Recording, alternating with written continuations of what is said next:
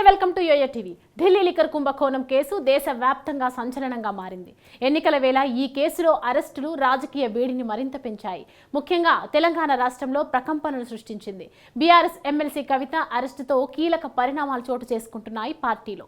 ప్రస్తుతం కవిత జ్యుడిషియల్ కస్టడీలో ఉంది. ఇది వరకు ఢిల్లీ రౌజ్ అవెన్యూ న్యాయస్థానం విధించిన జ్యుడిషియల్ కస్టడీ నేటితో ముగిసింది. ఈ నేపథ్యంలో కవితను ఈడీ అధికారులు న్యాయస్థానం ముందు ప్రవేశపెట్టారు. కస్టడీ గడువు పొడిగించాలంటూ అభ్యర్థించారు. 14 రోజుల పాటు కస్టడీ కావాల్సి ఉంటుందంటూ పిటిషన్ దాఖలు చేశారు. ఢిల్లీ మద్యం కుంభకోణంలో కవిత మనీ లాండరింగ్ కు పాల్పడినట్లు సాక్ష్యాధారాలను సేకరిస్తున్నామని, ఆమె నుంచి మరింత సమాచారాన్ని రాబట్టుకోవాల్సి ఉందని న్యాయస్థానానికి వివరించారు.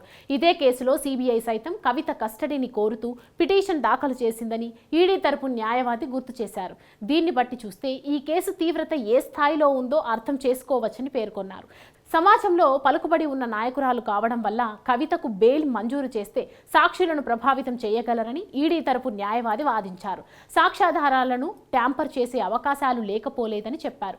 అందుకే మరో 14 రోజుల పాటు జ్యుడిషియల్ కస్టడీ కావాలని కోరారు. వాదనలను ఆలకించిన అనంతరం రౌస్ అవెన్యూ కోర్టు న్యాయమూర్తులు ఈడీ తరపు న్యాయవాది చేసిన వాదనలతో ఏకీభవించారు.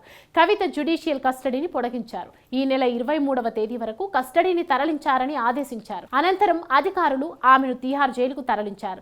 జైలుకు తరలించే సమయంలో కోర్టు ఆవరణలో కవిత విలేకరులతో మాట్లాడడానికి ప్రయత్నించారు. తనపై నమోదు చేసిన కేసు, అందులో పొందుపరిచిన స్టేట్మెంట్లన్నీ కూడా పూర్తిగా రాజకీయ పరమైనవిగా అభివర్ణించారు. ప్రతిపక్ష పార్టీలపై రాజకీయ కక్ష సాధింపు చర్యలో భాగమని పేర్కొన్నారు. సిబిఐ ఇప్పటికే జైల్లో తన వాంగ్మూలాన్ని నమోదు చేసిందని పేర్కొన్నారు. చూడాలి మరి, ఓవైపు ఈడీ, మరోవైపు సిబిఐ చేస్తున్న విచారణలతో కవితకు సంబంధించిన ఇంకెన్ని సంచలనాలు బయటకు వస్తాయో.